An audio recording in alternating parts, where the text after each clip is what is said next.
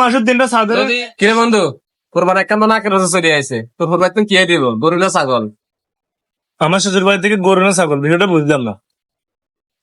আরে বেটা, আমার শ্বশুর বাড়ি থেকে একটা গরু দিছে, সাথে রান্নার জন্য মশলা দিছে। আরে বেটা এবার আর কোরবান তুমি গরুও দিছে ছাগলও দিছে আবার টাক বড়ি মরি মালও দিছে আর তুই তো বেটা একটা খেত।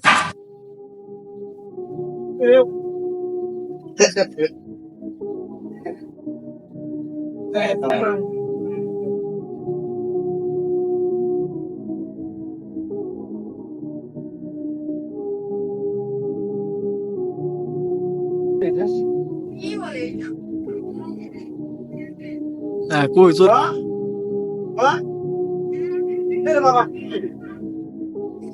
কিরে বাবা কি হয়েছে? কেন এত হঠাৎ এত চিল্লাচিল্লি? কি হয় নাই, বিয়ে করছি যে আজকে তিনটি বছর, 6টা ঈদ গেছে, না দিল চিনি সামাই, না দিল গরু খাসি।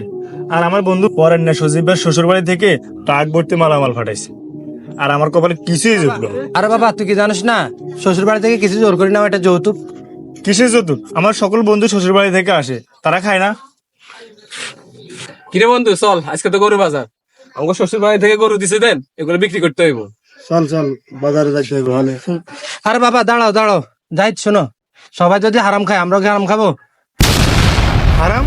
হ্যাঁ, রাসূল সাল্লাল্লাহু আলাইহি ওয়াসাল্লাম বলছেন যে কোন পক্ষকে কোনো কিছু দিতে বাধ্য করা বা চাপ সৃষ্টি করা এটা যৌতুক হিসেবে বিবেচিত হয়, যা ইসলামের দৃষ্টিকোণ থেকে সম্পূর্ণভাবে নিষিদ্ধ। রাসূল সাল্লাল্লাহু আলাইহি ওয়াসাল্লাম বলেন যে কারো সম্পদ যদি তার সন্তুষ্টি ব্যতীত নেওয়া হয় তাহলে এটা বৈধ নয়।